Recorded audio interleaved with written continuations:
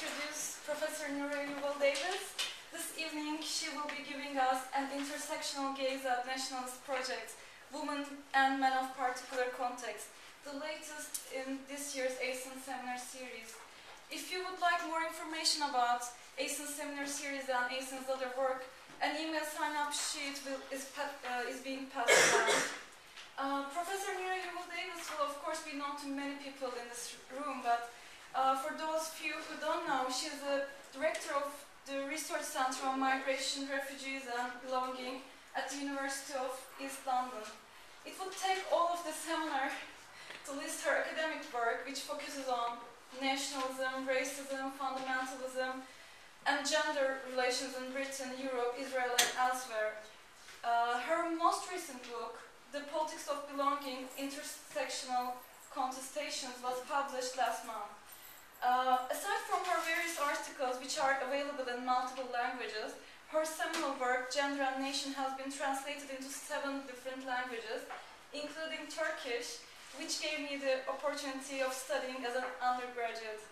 It is a particular pleasure for me to be able to give the floor to Professor Yuval-Davis, so please join me in welcoming her.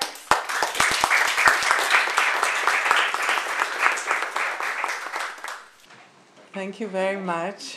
I'm very pleased to be here. Actually, being a visiting fellow at LSE and discussing things with Professor Anthony Smith gave me the original push to write Gender and Nation. So it is. I've had a long-term relationship with the ASEN, and not always theoretical agreements, but definitely a association and relationship. This book, which some of you have got, I bought leaflets, and this is the book, the Politics of Belonging, Intersectional Contestation, in a way is both an expansion and a transformation of the project of the book of Gender and Nation. Instead of gender, we're talking about intersectionality. Instead of nationalism, we're talking about various political projects of belonging. But basically, the discussion is the same because the way that gender was discussed in Gender and Nation was from an intersectional perspective, and nationalism was discussed as a heterogeneous and multiple and contested project. But since the time that Gender and Nation was published, not only theoretical development have taken place, but political and social and economic development have taken place locally and globally. And in a way, the whole project of nationalism itself has been transformed. In the book, I discuss several major contemporary political projects of belonging, but today, of course, I'm going to focus mainly on nationalist projects. But it's okay, we started early, so don't feel that you are late, so it's fine.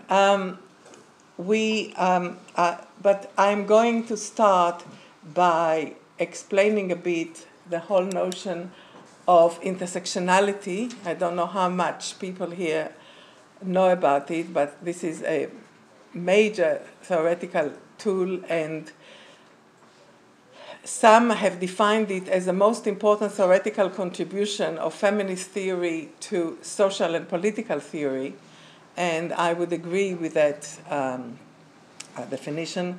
Then I'm going to discuss and describe a little bit what I mean by belonging and the politics of belonging, and then we are going to move to focus more about contestations of nationalism and how do we look at intersectional gender constructions of nationalism. So what is intersectionality? in a way, and I've written about it recently, I would argue that intersectionality is what the sociologist among you, I know it's government, but I'm a sociologist and we're all interdisciplinary. Stratification theory is the way in which sociologists and others look at inequality in terms of power and economic relations and social relations and political relations in the society. And there have been many theories how to deal with it. A lot of them have focused on class. In more recent years, there have been those who focused on race and those who focused on gender and disability and so on. But intersectionality, I would argue, is the right approach to look at issues of social stratification because in a way it encompasses and interrelate and mutually constitute all of these social divisions. Of course, like all theories, there is more than one version of intersectionality theories, and one of the main debates is the additive versus mutually constitutive approaches to intersectionality. The additive approach is very much affected by the hegemonic identity politics approach to social divisions. And what I mean by that, for example, black feminists in this country in the 80s were talking about the triple oppression of black women, as blacks, and as working class or as poor. And those of us, and in my work with Floya Anthias, which in a way started a lot of the development of this alternative model, we argued against this approach because we said there is, although ontologically you cannot reduce gender into class, into race, into disability, into various other social divisions. Why don't you find places and sit down? Yeah. So while ontologically you cannot reduce the social divisions into each other, when you look at these issues in any empirical, concrete way, there is no meaning, for example, to the notion of woman, which would not incorporate if this woman is black or white, young or old, straight or gay, rural or urban, from the south or from the north, etc., etc.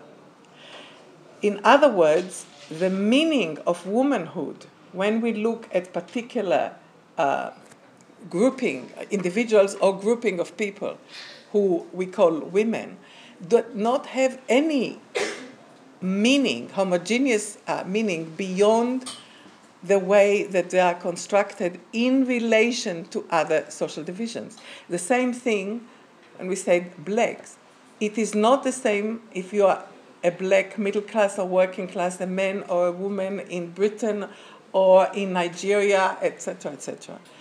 Therefore, there is you cannot say that you are oppressed as a black, as a woman, as a working class, because there isn't a separate meaning in a concrete way to being a woman, being a black, being a working class, but it's mutually constituted each other. So when we analyze any kind of inequality or any kind of social relationship, we have to see that we cannot, like identity politics, have tended to homogenize categories of social divisions with particularly groupings of people. But this doesn't work because we are more than just women, more than just black or white or working class, and so on. So the intersectionality approach that I say is one in which the different social divisions mutually constitute each other. Now, this, of course, raised the whole question of how many social divisions do we need to relate to. And I would say that it is not the same in every empirical location, both spatially and temporally, nor is it necessarily the same to different groupings of people, even in the same society. For example, I mean, the first theorist of intersectionality, as I said, it was very much by black feminists, talked about either only gender and race or gender, race, and class. But, for example, those who were disability activists very much highlighted the notion of disability, which is affecting people all the time. And there are, of course, if we're talking about particular, if we are inquiring particular social locations, then there are social divisions which are very important. But if we compare, for example, different social locations in different parts of the world, then, of course, things which are only seem as naturalized, which might have in common to all the people in a particular social location, would not be the same in others. Now, some people, because, some have said, I said only 2 or 3, there are, like Helma Lutz, who have made a list of 14 different social divisions that we have to incorporate in intersectionality. Charlotte Bunch, even, I think, 16 or 18. But they, very often when we write about it, we say gender, class, race, etc., etc. And Judith Butler, for example, made fun of, he said all this, etc., can have either of 2 reasons. Either that we get tired very easily, so we say gender, race, class, etc., etc. We don't have energy to put all of this, or that because of the liminality of the different social divisions, that in a way there is no meaning to separate gender, race, class, and so on. And I would argue that although, as I said before, it's mutually constituted, there is a meaning, and there is a very important political meaning that we need to look at the different ontological bases, that they are not reducible to each other, and that they are not the same. Many would like, there were feminists, they said all class divisions are just after the gender results. Many, of the traditional Marxists said all other social divisions are just reflection of class and so on. We say, no, these are very important and they are very real. But, in different languages, there are many, when I grew up in Israel, there were 7 colors in the rainbow. If you go to a deluxe shop now, you find that in the same rainbow there are about 230 at least different kind of colors. So, of course, the reason, and as well as the language that we are using, as well as the social and political and economic needs, will construct what are kind of the categories. But when we inquire particular questions, we have to theoretically and politically decide what are the categories which are important. And this is why, although, and I would separate very strongly between social locations, identities, and normative values, and I'll talk about it more in a minute about belonging, I think that we cannot just talk about social location in a positivist way, because political struggles do have roles in making visible social inequalities that were invisible before, like about disability, like about indigenous people, like about people who are undocumented migrants and so on. So it's very easy not to take any account of them, but there are political struggles that said, no, you have to take account of them. But this does not mean that while you say that this particular social division is central for the lives of this particular people. Of course, gender, race, and class will affect virtually everybody, but there are some particular issues that affect more people in particular locations, particular time and places. This does not mean that this just one category define them, even though they identify as such. So when we say people identify themselves, for example, as gays, this does not mean that all these other social divisions do not affect them and construct them at the same time, while identity politics would just define them in this two-dimensional way. If you don't agree, we will talk about it later, but if you don't understand anything that I said, please don't hesitate to stop me. Am I being clear? Yeah, okay. Okay, so this is intersectionality. Now, what do I mean by belonging? I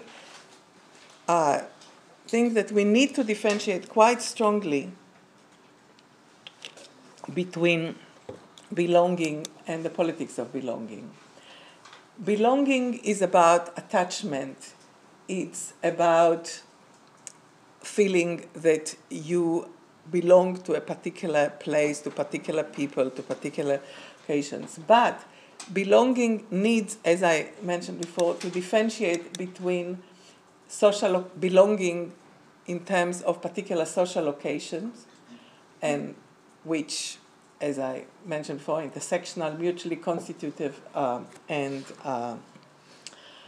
historical, and then identifications and emotional attachments. Identities are narratives. They are stories that we tell ourselves and others who we are and who we are not, and who others are and who they are not. And identities are not always verbal. These narratives can be performative. They are always in a process of becoming. They are contested. They are multiple, and they are not just rational. The role of emotions is very important to recognizing them. But we need to separate between these identifications and social locations. Because if somebody is a woman, does not mean that she would necessarily identify herself primarily as a woman. She might identify herself primarily as a member of a particular ethnic group, racial group, national group. Definitely, it does not mean that she would identify herself as a feminist, because this is why ethical and political values also have to be separate.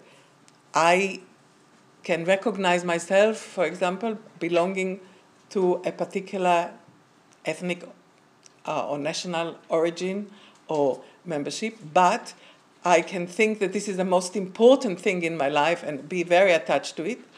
But I also can think that nationalism is a bad thing, not just a good thing, and therefore my attitude and my normative attitude, it will be different. And this is why when we talk about belonging, we have to separate between two.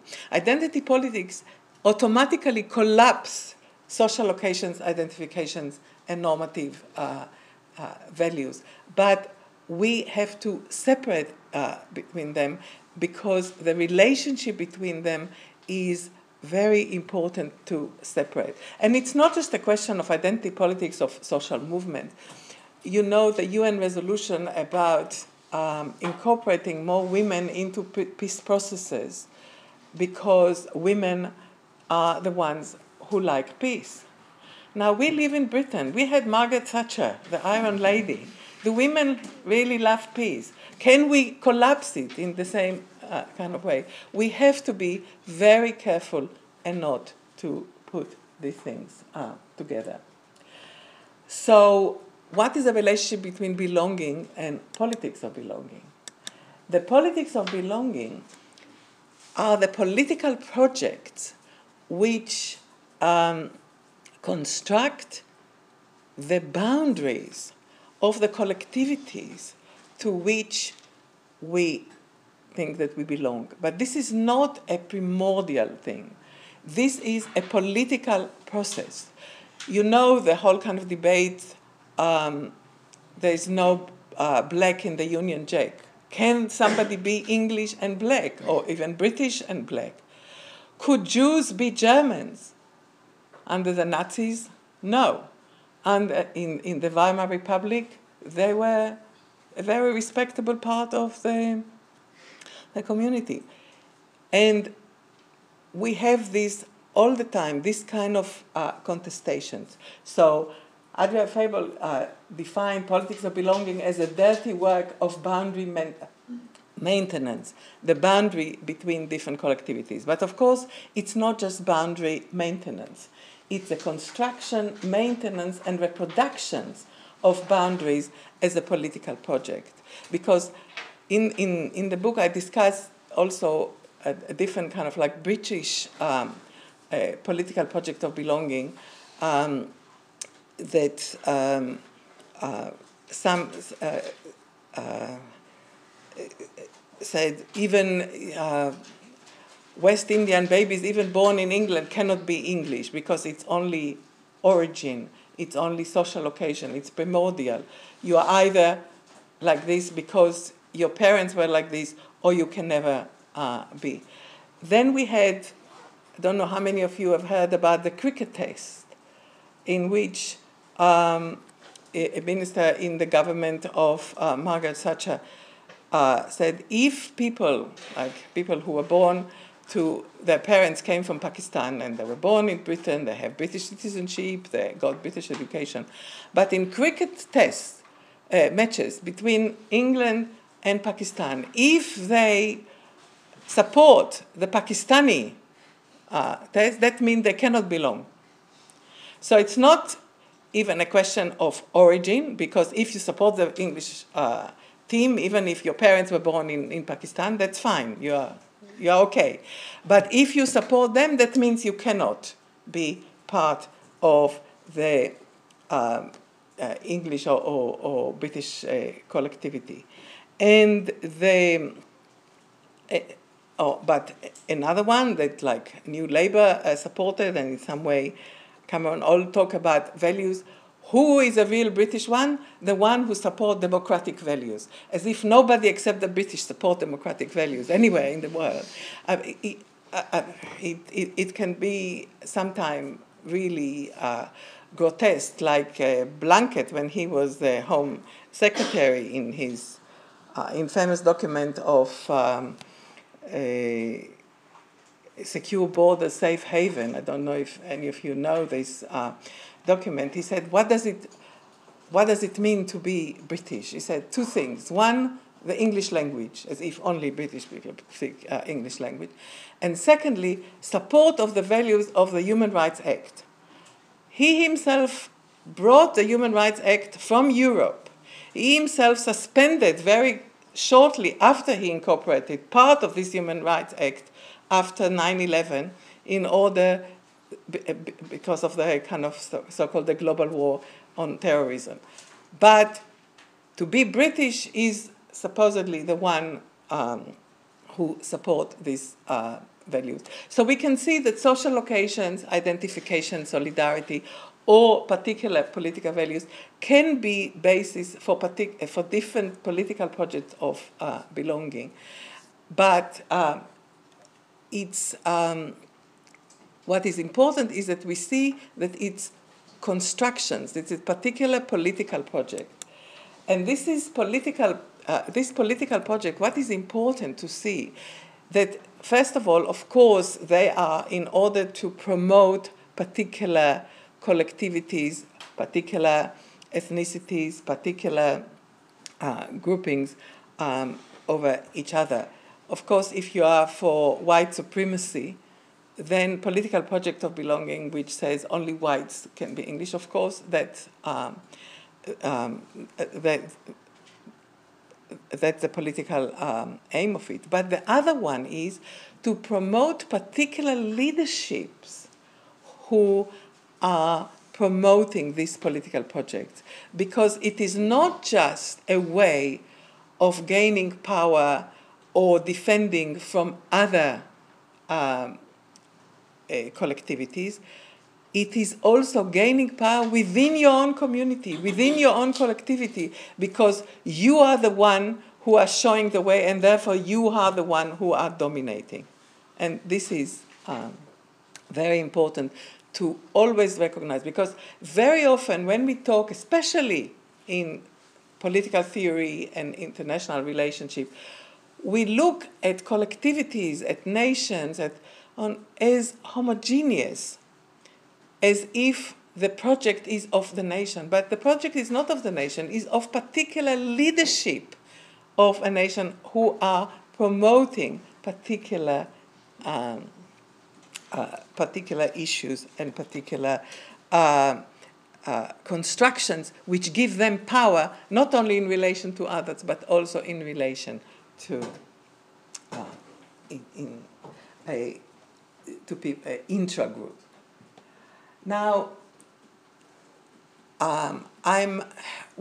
in the book, I separate between the political project of belonging, of citizenship, which relate to states, and that relates to nations. I don't know if I will have much time to dedicate to discuss issues of citizenship, but of course, particular constructions of nations, especially of nation-state, the borders of states become also the boundaries of the nations. I mean, if we look, most states in the world, definitely in the South and in post-colonial countries, especially around borders, the ethnic composition of the population is very different than that of the majority. Very often it's concentrations of minorities and so on.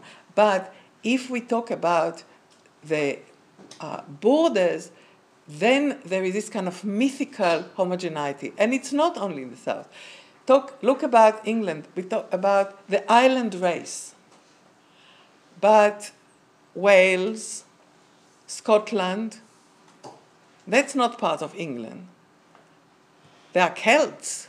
They are not Saxon. So there are a lot of studies about the power relations and internal colonialism and all kind of thing. And we know now with what's happening with Scotland and devolution that, of course, the equation between Britain, let alone England, and Ireland is a myth. But the boundary and the borders, especially natural borders of the sea, of the island, very often are used emotionally as well as ideologically as constructing the boundaries of the belonging to a particular collectivities. And we know that in many, many countries in the world, there are contestations about its borders. And it's not just like, for example, in Israel-Palestine, that it's the same, virtually the same territory. But, for example, what happened with Alsace-Lorraine between France and Germany, how many times it's changed, and in Eastern Europe and in many parts of the world. And therefore, there is a very close relationship between cartography and belonging, but it is not necessarily a natural one. It's naturalized one. It's constructed as if it's natural. But in reality, it's ideological, it's contested, and in a way, there is very often the whole issue of contestations of borders and boundaries are used in order to defend, if nationalist conflict very often is for the sake of saving the women and children and so on, which I talked a lot about in Gender and Nation, the particular borders and particular locations is a close second in terms of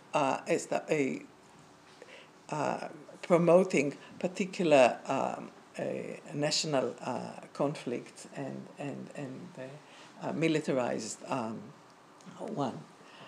And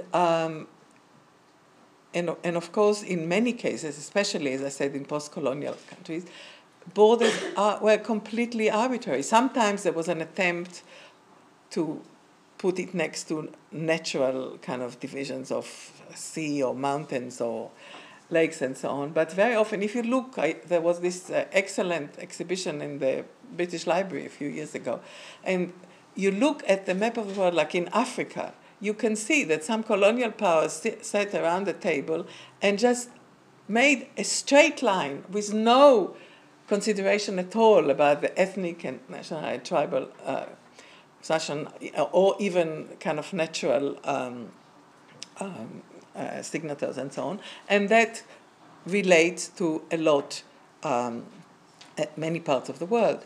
Also, as Ben Anderson in the second edition of Emergent Communities pointed out, the meaning of borders have been changing quite a lot. And it's not just in the past. Since the war in Afghanistan, the border between Afghanistan and Pakistan in many ways became much more defined than it was before. Before there were points and the mountains. Of course, until now, it's pretty transient. But the whole notion of border as if there is kind of the fence or a wall between countries, this is really something which is our imagination hold on to it, but in reality, very often it is not a continuous line between states.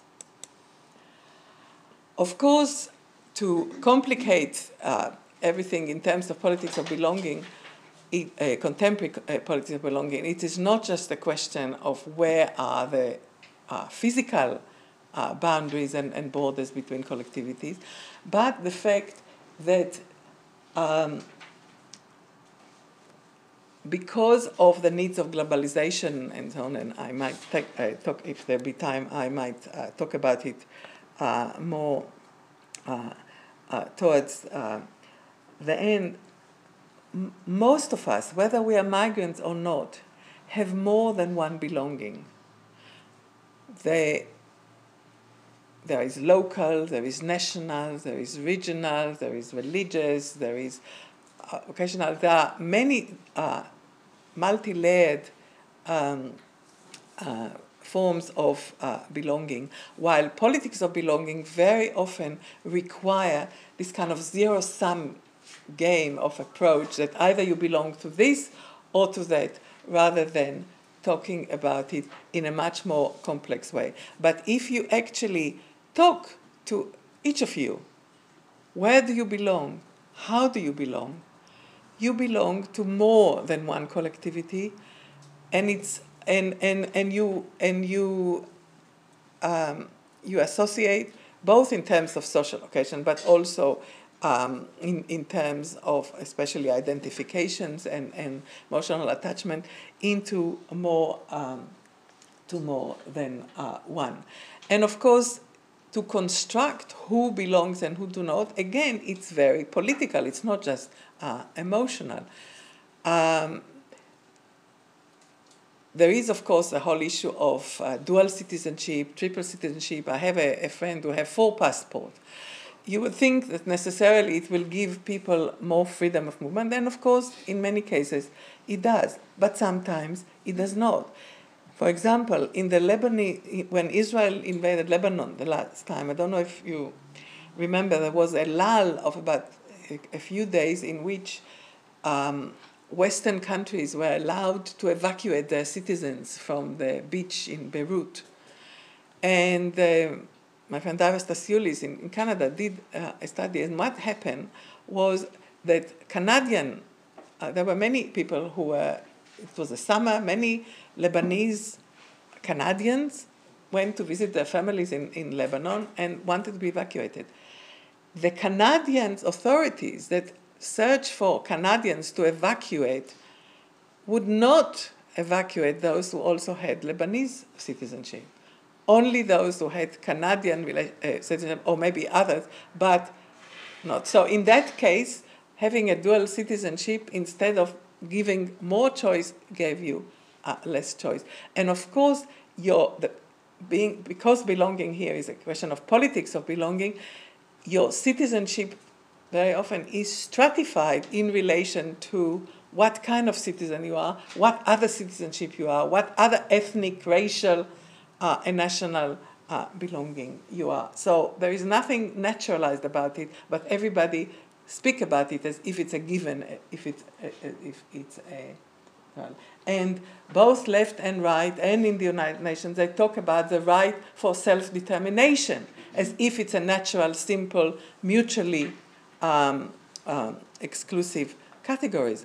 But nowhere what is self is defined, either individually or collectively, what determination means, and what happens when there are contesting claims for self-determination. So this kind of natural rights value for self-determination is something which in the realpolitik is always, almost always, unless you have a very hegemonic social and political order, and therefore for a while it is not being contested. Okay. So, as I said, in the book I talk about, in addition to nationalism, citizenship, political religion that have become a very major of politics. I start the book by describing people's reaction after the 7/7 bombing in London. People were not just upset, but also amazed that some of the bombers not only had British citizenship, but were born here, grew up here, had a British education. How could they do it? They belong here, and yet they couldn't do it.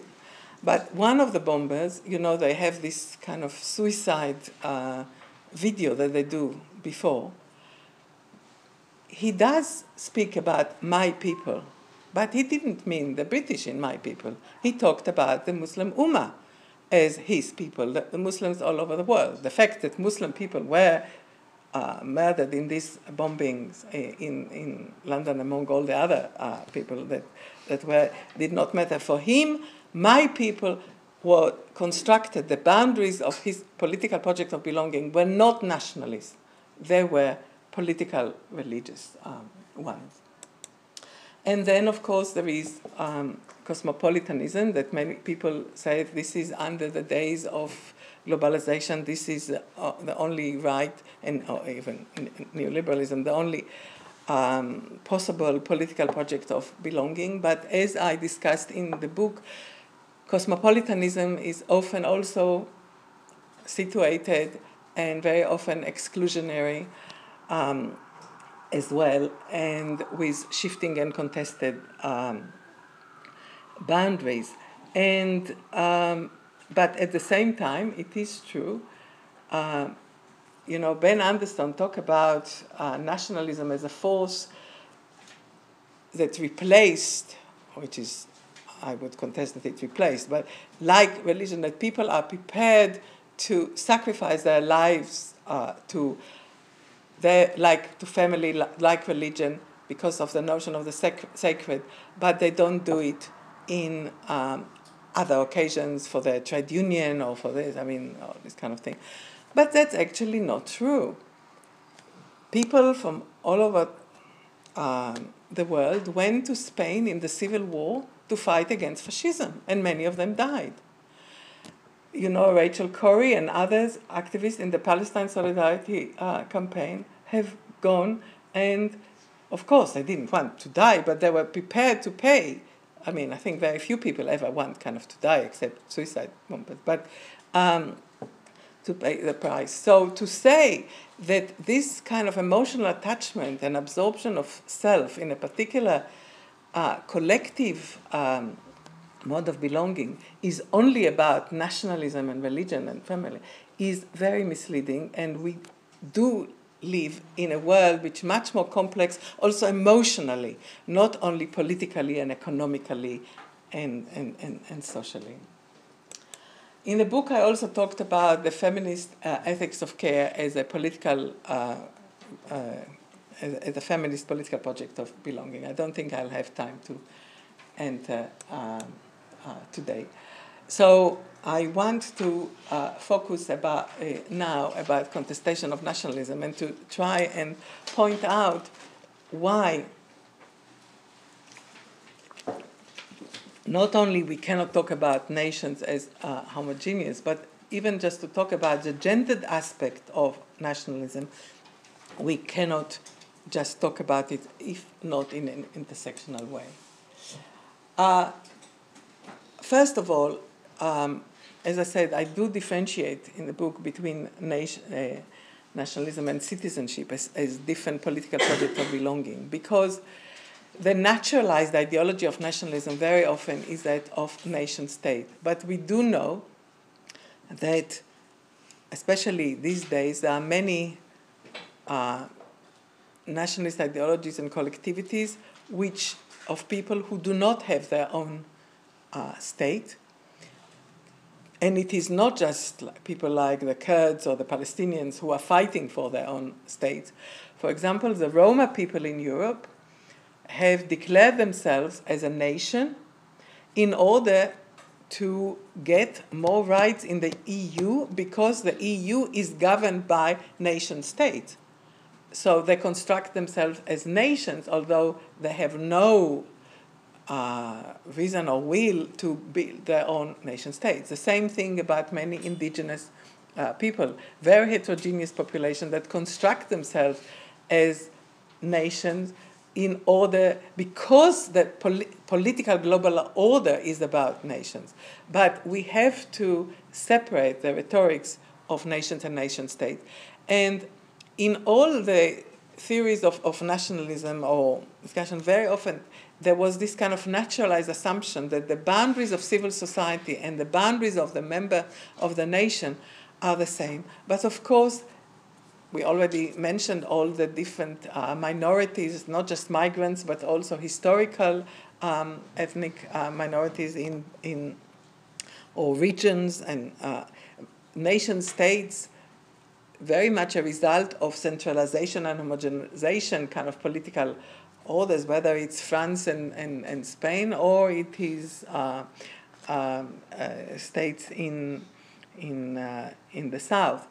But at the same time, we do have members of the hegemonic nations who live outside the borders.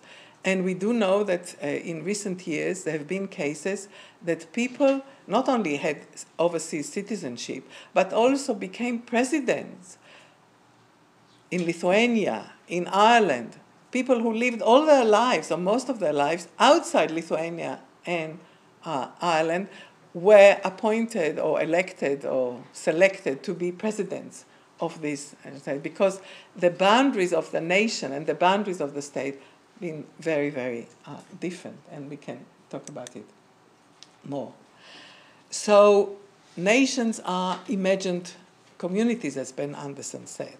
But it is not just, as he said, that there are imagined communities because we can never meet everybody who are members of that nations, and therefore they are only imagined and not concrete. We cannot meet all of them because nations also are temporal, not only spatial. They include also members of the nation of past generations and future generations. So in principle, we cannot meet all of them because they are not alive at the same time, not only that they are too large to personally meet. So this is very important. But at the same time, the imagined bit is very important because we have in our minds constructions, and as I said, these constructions have been affected by different political projects of belonging, of who belong to the nation and who not. In the same way that feminists were talking about the fact that we cannot just say that sex is biological while gender is social, because not only biologically there are more than two sexes, but when the parents, the doctors, the nurses see a baby born, they have already in their mind what does it mean to be a female baby or a male baby. So they look at the baby and say, that corresponds to being a male, that corresponds to being a female. And if, it doesn't exactly like this, we already kind of put it this. The same way about nations. We already have a picture in our mind who belong to a particular nation and who do not belong. And when we meet somebody, we already imagine them as belonging or not belonging. So, of course, knowledge and further acquaintance and so on might interfere. But what is important is the role of imagination that is prior to the actual. So it's not just a question that you cannot meet everybody in order to know who are the people of your community, but that you imagine who belongs and who do not belong to your community before you meet even those that you meet, if it makes sense. Now,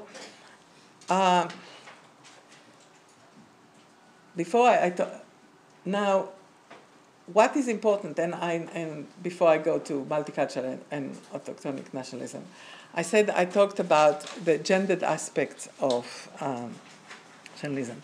In the book of Gender and Nation, I talk about various particular roles that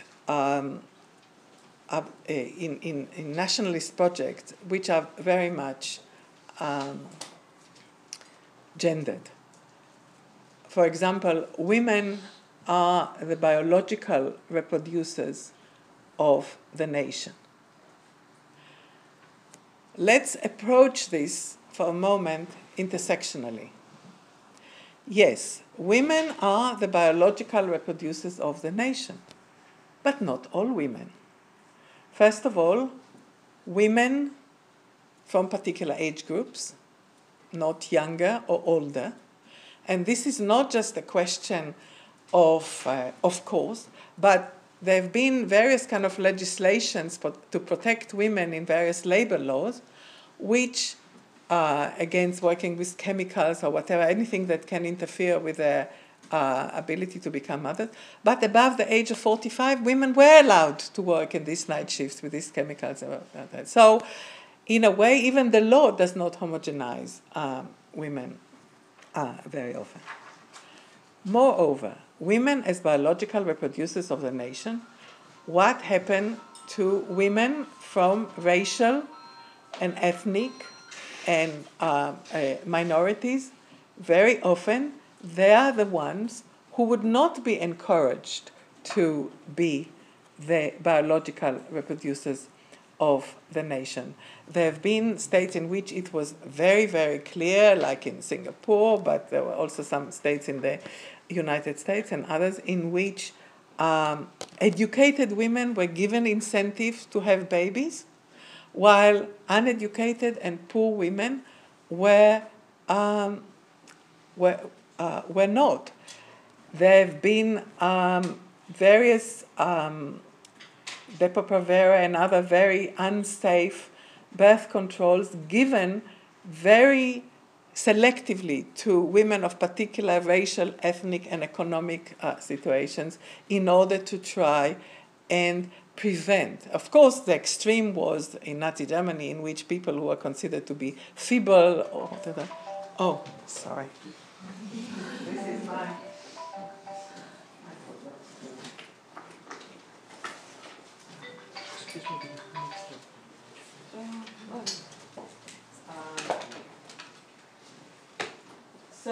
So we cannot talk about women as women. We have to look which women, which particular grouping of women from particular ethnic, racial, class, ability. There was this UN conference in Cairo about reproductive rights, and there were some testimonies about disabled women and the obstacles that they had, even in Britain. Some of them came here as students, to be allowed to have babies, because this was considered to be not right for them. So even if it kind of as a result of supposedly humanitarian kind of goodwill, rather than let the women make their own kind of decision. So having children is not just issues for personal decision, not just of state or decision, but it's very important that it will be particular women. Same thing about the role of women as cultural reproducers. Again, it's the hegemonic, women from a particular hegemonic class, ethnicity, race, who are constructed as the cultural reproducers of nations, or as symbolic boundaries. I remember there was a whole kind of debate about when South Black Sisters, they asked for funding from GLC to build a women's refuge for Asian women, and the so-called leaders of the community said, but these are not even proper girls of the community, they wear jeans, so they cannot be, proper members or representatives of the community. So it is always not just women, not just men, the same thing about, of course, I can go in and talk about the gendered aspect of men and nationalist project. It is never homogeneous, all women, all men, or any other of social category. Now, I talked about the fact that belonging and politics of belonging is now much more complex than it used to be before. And of course, constructions of political projects of belonging have changed as a result. We see on the one hand much more multicultural notions of a political project of belonging that sees that nations are not just from the same origin or not even necessarily of the same culture, but united by solidarity, by social cohesion, by attachment to where you live and what you want to do. On the other hand, we have a growth of what Geshe and others called autochtonic political project of belonging, in which only the people who really belong, who come from soil, and it's not necessarily the origin. If you compare the English Defence League with the British National Party, in the English Defence League have people who are not white, who are not from Christian origin. But what is important is that they all kind of allow this hegemony of what is considered to be real English, real British, to be terms of belonging. I realize I've talked a lot, so I'm trying kind of to finish. And we also have not just the question of multicultural and autochtonic, but we also have the rise of indigenous people. The British National Party also tried to construct itself as the indigenous people of England. But I'm talking also about indigenous people in settler societies and other post-colonial societies who are rejecting assimilation into the hegemonic majority, not just assimilation in terms of the hegemonic majority, but even the multicultural aspect, because as the Aboriginal people in Australia said, we were here and you are all imposing people. You are the ones who came here. If we become just one other ethnic minority, we give up our right as the people who really belong to this country, or this country belong to us. At the same time, we have the rise of diasporic forms of nationalism in which people do not want to go back to the homeland, to live there, whatever, but at the same time, in terms of emotional attachment, in terms of construction of identity, supporting the homeland is a very almost cheap and easy way of reaffirming their own belonging to this collectivity. And many have discussed the result of it. For example, the conflict in Ireland, the conflict in Kosovo, the conflict in Pakistan would not have been possible if it were not from the contributions of diasporic people into this country. And sometimes it's not just money, but like in Kosovo, the people are coming and volunteer to fight and so on. But of course, these days, it's not just about nationalism, but also religious and other political projects of belonging. So, to conclude, all these shifting and changing and contestations are very affected by the crisis that we live these days of the neoliberal globalization crisis. And I've been started to write about this crisis as a crisis of both governability of states versus the population and especially versus the multinationals who are not just in their population, and the crisis of governmentalities of the people as relating and belonging to states, to nations, and other collectivities. And to link it to what I was talking about, autochtonic movement, as what I would claim is the hegemonic racist mode of racism today.